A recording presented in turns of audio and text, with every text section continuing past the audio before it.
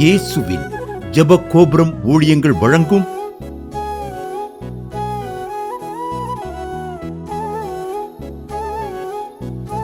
நம்பிக்கையிலே சந்தோஷமாயிருங்கள்.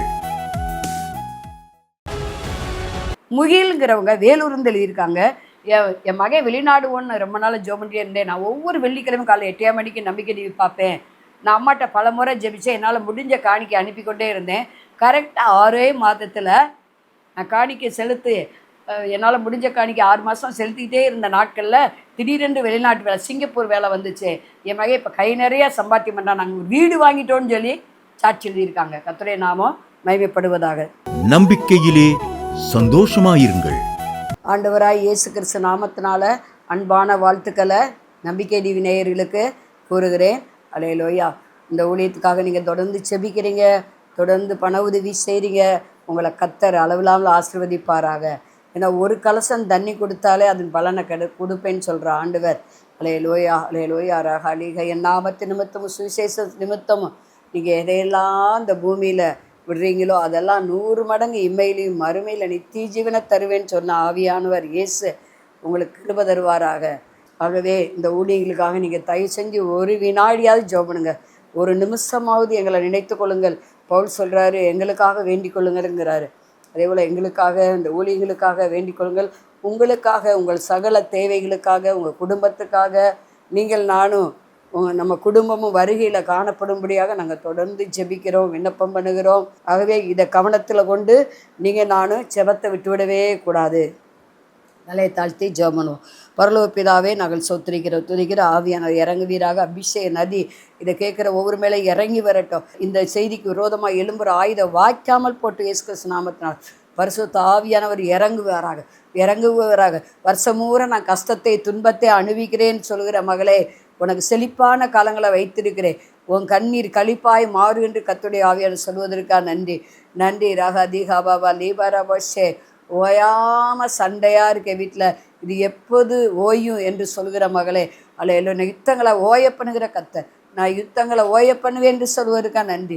அலையிலோயா ரஹதுஹரா பஷே. வேலை பார்க்குற இடத்துல ஒரே டார்ச்சராக இருக்குன்னு சொல்கிற மகளே, வேறு வேலைக்கு போயிடலாமான்னு நினைக்கிற மகளே, கர்த்தர் சொல்கிற நீ வெக்கப்பட்ட இடத்துல, சிறுமைப்பட்ட இடத்துல உன்னை நான் உயர்த்துகிற தேவன்.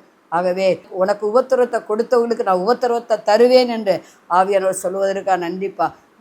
ரஹதுஹரா பஷே கதுஹரிவா ஷம தல்லரபோ தி அந்தலலபரபா. தேங்க்யூ ஜீசர். அல்லேலூயா. என் சரீரத்தில் ஒரு பலவீனம் தாக்குகிறது என்று சொல்லுகிற மகளே, அந்த பலவீனத்திலிருந்து கர்த்தர் உன்னை விடுவிக்கிறார். இதோ உன் பலவீனத்திலிருந்து நீ விடுதலையாக்கப்பட்டாய், இதோ உன் பலவீனத்திலிருந்து நீ விடுதலையாக்கப்பட்டாய் என்று சொல்வதற்காக நன்றி. தெய்வ செய்தியை ஆண்டவரே நீங்கள் ஆசீர்வதிங்க, நீங்களே பேசுங்க.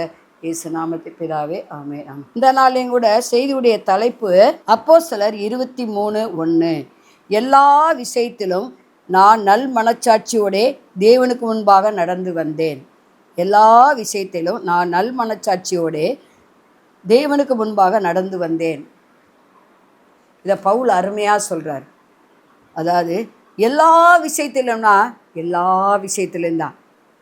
குடும்ப உறவுலையும் சரி, அது மாதிரி ஊழியத்திலையும் சரி, சமுதாயத்திலும் சரி, சொந்த பந்தங்கள் மத்தியிலும் சரி, சபை நடுவுலையும் சரி, நம்ம பார்க்குற வேலையிலும் சரி, நம்ம சந்திக்கிற ஒவ்வொரு நபர்கள் மத்தியிலையும் கூட எல்லா விஷயத்திலும் நல் மனச்சாட்சியோடே தேவனுக்கு முன்பாக நடந்து வந்தேன். மனுஷர் உங்களை என்ன குற்றப்படுத்தலான்னு கவலைப்படாதுங்க.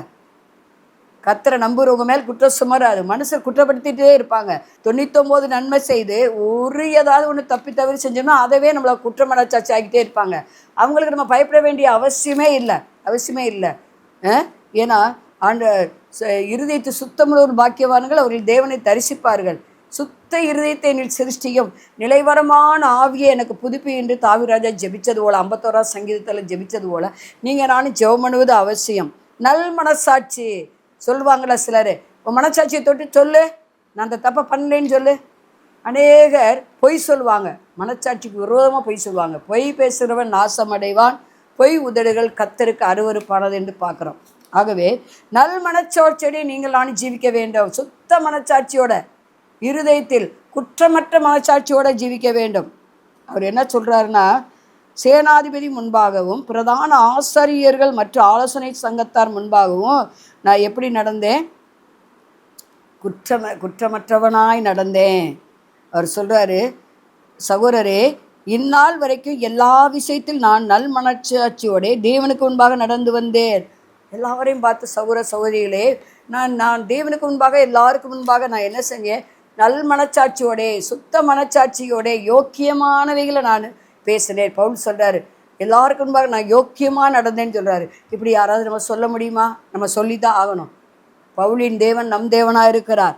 ஆகவே இங்கே நம்ம பார்க்குறோம், தானியேல் 6:22 சொல்கிறாரு, சிங்கங்கள் என்னை சேதப்படுத்தாதபடிக்கு தேவன் தம்முடைய தூதனை அனுப்பி அந்த சிங்கங்களின் வாயை என்ன செஞ்சார்? கட்டி போட்டார். அது ஏன் அப்படின்னா, நான் தேவனுக்கு முன்பாகவும் ராஜாவாயி உமக்கு முன்பாகவும் நான் என்ன செய்யலை? குற்றமற்றவனாக நடந்தேன்.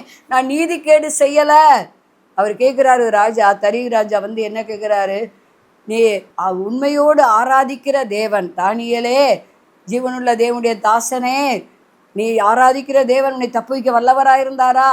ஆம் ராஜாவேன்னு சொல்கிறாரு. ஏன்னா உனக்கு முன்பாகவும் என் தேவனுக்கு முன்பாகவும் நான் குற்றமற்றவனாக காணப்பட்டேன். நல் மனச்சாட்சியாக இருந்தேன், சுத்த மனச்சாட்சியாக இருந்தேன். நான் இந்த அரசாங்கத்துக்கு நான் கேடு செய்யவில்லை. லஞ்சம் வாங்கலை, ஊழல் வாங்கலை, எது வாங்கலை, எந்த குற்றமே நிறுத்த நீங்கள் சாட்ட முடியாது அப்படின்னு சொல்லி அவ்வளோ போல்டாக சொல்கிறாரு. இதனால் வந்த பயன் என்ன? ஆண்டவர் சிங்கங்களின் வாயை கட்டி போட்டார். அவனுக்கு கெடுதி செய்த அத்தனை பேரையும் சிங்கம் கீறி என்ன செஞ்சுட்டு கொதறி அது என்ன பண்ணிச்சு? கொண்டு போட்டுச்சுன்னு பார்க்குறான். அவன் மேலே குற்றம் சாட்டினவர்கள். நீதிமானுக்கு ஒரு கேடு வராதுன்னு இருக்கு பைபிள். அவன் நீதிமானாக இருந்தான். 3 வேளை கரெக்டாக ராஜா சட்டத்தை மீறி ஜெபம் பண்ணுகிறான். அது ஒரு தப்பு பண்ணலை. தேவனுக்கு முன்பாக சுத்த மனச்சாட்சியோடு நல் மனச்சாட்சியோடு ஜெபிக்கிறான். அன்றைக்கி பாருங்கள், 4 விருந்தாள் வந்துட்டா ஜெபத்துக்கு வர மாட்டாங்க, ஜெபிக்க மாட்டாங்க. அன்றைக்கி வீட்டு உள்ள ஃபுல்லாக வேலையும்பாங்க. ஜெபத்தில் உங்களுக்கு நல்ல மனச்சாட்சி இருக்கா? கொஞ்சம் தொட்டு சொல்லுங்கள் பார்ப்போம். ஏதாவது ஆனால் எந்த வேலை வந்தாலும் என்ன வந்தாலும் விருந்தினர்கள் வந்தாலும் அவங்களுக்கு முன்பாக நம்ம என்ன செய்யணும்? கண்டிப்பாக ஜெபிச்சே ஆகணும். என்ன இப்போ பார்த்தாலும் ஜெபிச்சுட்டே இருக்கிற, நாங்கள் வந்தது கூட தெரியாதாலும் எங்கள் உறவினர்லாம் இன்றைக்கி கேட்டிருக்காங்க, என் தேவனுக்கு நான் முன்பாக நான் உண்மையாக இருக்கிறேன், என் மனதை அவருக்கு நான் கொடுத்துட்டேன், என் மனதில் அவர் வாழ்கிற, அடுத்துதான் நீங்கள் உறவினர்கள்லாம், அப்போ நாங்கள் இப்போயே போகிறோம்பாங்க. அதுக்கு நான் ஒன்றும் பதில் பேச மாட்டேன். உங்களுக்கு செய்ய வேண்டிய கடமை நான் செஞ்சுறேன். என்னுடைய டயத்துக்கு ஜெப வேலை இது. இப்படி உங்களால் சொல்ல முடியுமா? தானியேல் காலை மதிய இரவு சுத்த மனச்சாட்சியோடைய நல் மனச்சாட்சியோடைய ஜெபம் பண்ணுகிறார். அதனால பாருங்கள், தானியேலின் காலங்கள்லாம் ஜெயமாக இருந்தது. அவர் தோல்வியே அடையலை, அவர் ஏமாற்றமே அடையலை. அந்த அமைச்சர்களுக்கெல்லாம் 120 அமைச்சர்களுக்கு பெரிய அதிபதியாக அவர் உயர்த்தி வைக்கிறார். ராஜ்யத்திலேயே பாபிலோன் ராஜ்யத்திலே உயர்த்தி வைக்கிறார் ஆண்டவர். ஏன்? நல் மனச்சாட்சியோடு இருந்தால் உங்களையும் கர்த்தர் உயர்த்துவார். எல்லா ஜாதிகளுக்கு முன்பாக உங்கள் தலையை நிமிர்ந்து நடக்க பண்ணுகிற கேடகமாக ஆண்டவர் இருக்கிறார். நம்ம நல் மனச்சாட்சியை காத்து கொள்வோம், சுத்த மனச்சாட்சி உள்ளவர்களாய் காணப்படுவோம். தானியேல் அப்படி இருந்தான். அதனாலே ஆண்டவர் அவனை தேசத்தில் உயர்த்தி வைத்தார். அவன் தோல்வியை சந்திக்கலை, ஏமாற்ற அடையலை, அவனை யாரும் ஏமாற்றவும் முடியலை. அதே போல் அப்போஸ்தலர் 24:16 சொல்லப்பட்டிருக்கு, நான் குற்றமற்ற மனச்சாட்சி உடையவனாக இருக்கிறேன் சொல்கிறார் பவுல். எல்லாருக்கும் முன்பாக நான் யோக்கியமாக செய்கிறேன். அவர் சொல்கிறாரு, நான் இயேசுவை பின்பற்றுவது போல் நீங்கள் என்னை பின்பற்றுங்கன்னு போல்டாக சொல்கிறார். நீங்களால் அப்படி சொல்ல முடியுமா? பாருங்கள், சொல்ல முடியுமா? இயேசுக்காக எல்லாவற்றையும் நஷ்டம் என்று எண்ணினேங்கிறாரு. அவருக்கு முன்பாக குற்றமற்ற மனச்சாட்சியாக இருந்தேன். அகிரிப்பா ராஜாவை சொல்கிறாரு, நான் ஒன்றும் தப்பெல்லாம் ஒன்றும் பண்ணலை. இயேசு கிறிஸ்து நாமத்துக்காக பல பாடுகளை நீங்கள் நானும் அனுபவிக்கலாம், துன்பங்களை அனுபவிக்கலாம். கிறிஸ்துக்குள் நம் பாடுகள் ஒரு நாள் விருதாவே போவாது. ஆனால் நம்ம நல்ல மனச்சாட்சி உள்ளவளாக இருக்கணும். நல்ல மனச்சாட்சி, கெட்ட மனச்சாட்சியாக இருக்கக்கூடாது. இங்கே நம்ம பார்க்குறோம் 1 தீமோத்தேயு 4:1 ஆவியானவர் வெளிப்படையாக சொல்லுகிற பிற்காலங்களிலே மனச்சாட்சியில் சூடுன்ற பொய்யருடைய மாயத்தினால் சிலர் வஞ்சிக்கிற ஆவிகளுக்கும் பிசாசின் உபதேசங்களுக்கு செவி கொடுத்து விசுவாசத்தை விட்டு விலகி போனார்கள். ஆவியானவர் சபைக்கு சொல்லுவதை காதுலோர் கேட்க கடவன் என்று வெளிப்பிரதேசத்தில் வாசிக்கிறோம். இங்கே ஆவியானவர் சொல்லுகிறார் பவுல் மூலமாக, நான் வெளிப்படையாக சொல்கிறேன், பிற்காலங்களிலே மனச்சாட்சி சூடுன்ற பொய்யர். பாருங்கள், மனச்சாட்சியில் சூடுன்றவங்களாக இருப்பாங்க. அவங்க பொய் பேசுவாங்க, வாய் திறந்தா பொய். அவங்க இருதயமெல்லாம் பொய், மாயை, வேசித்தனங்கள், கள்ள உபதேசங்கள், கள்ள தீர்க்க தரிசனங்கள் அவங்க உள்ளத்தில் நிரம்பி இருக்கும். அவங்க உள்ள சூடுண்டு போய் காணப்படும். அதைத்தான் இங்கே நம்ம பார்க்குறோம். அப்படிப்பட்டு நம்ம விலகணும். 1 தீமோத்தேயு 1:19-18 சொல்கிறது, நீ விசுவாசமும் நல் மனச்சாட்சி உள்ளவனாயிரு. இந்த நல் மனச்சாட்சியை சிலர் தள்ளிவிட்டு, நிறைய பேர் நல் மனசாட்சியை தள்ளி விடுறாங்க.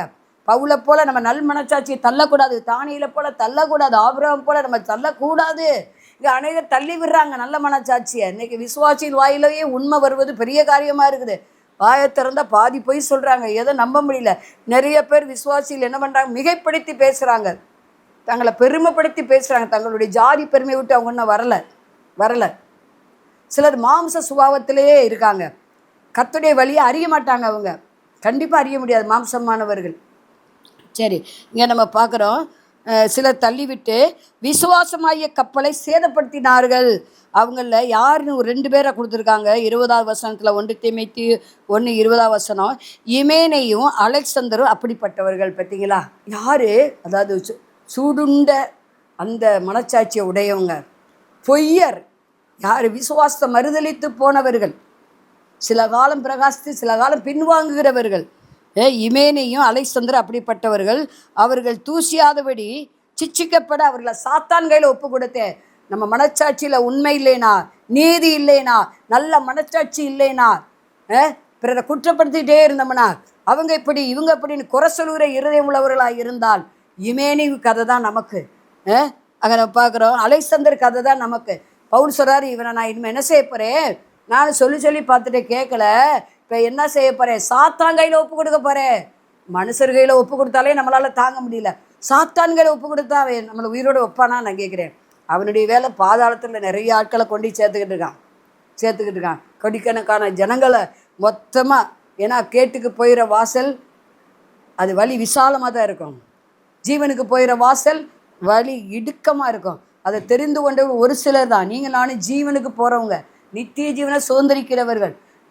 இந்த பொய்யர் மனச்சாட்சியில் சூடு உண்டவங்களாம் நரகத்துக்கு நேராக போய்விடுவார்கள். ஆகவே பொய் உபதேசங்களுக்கு விலகுங்கள், நல்ல சத்தியத்தை கேளுங்க, நல்ல ஒரே சபைக்கு போங்க, விசுவாசத்தில் உறுதிப்படுத்தி கொண்டு பரிசுத்த ஆவிக்குள்ளே ஜெபம் பண்ணுங்கன்னு இருக்கு.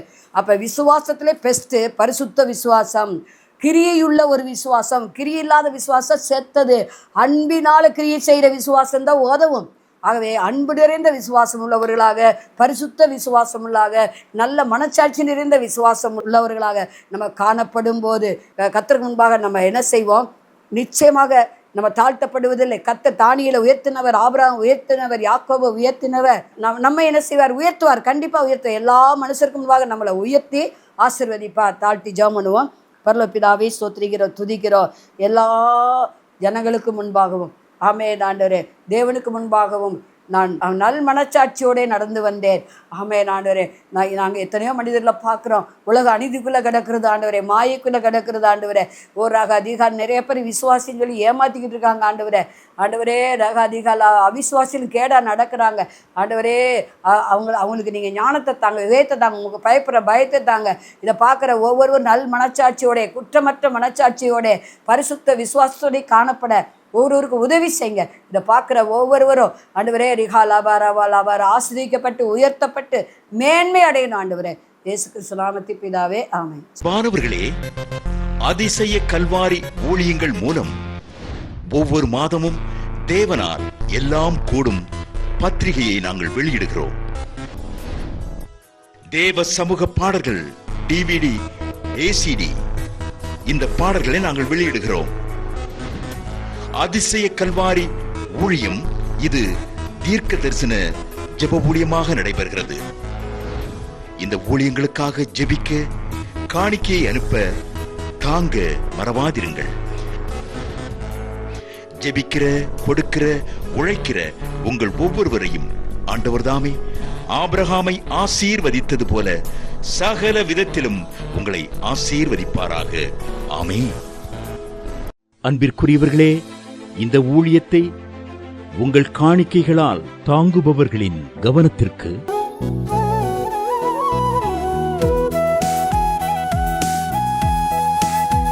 ஜிபே மூலமாகவும் நீங்கள் தாங்கும்படி உங்களை பட்சமாய் கேட்டுக்கொள்கிறோம். எங்களுடைய ஜிபே எண்ணானது 9443930850.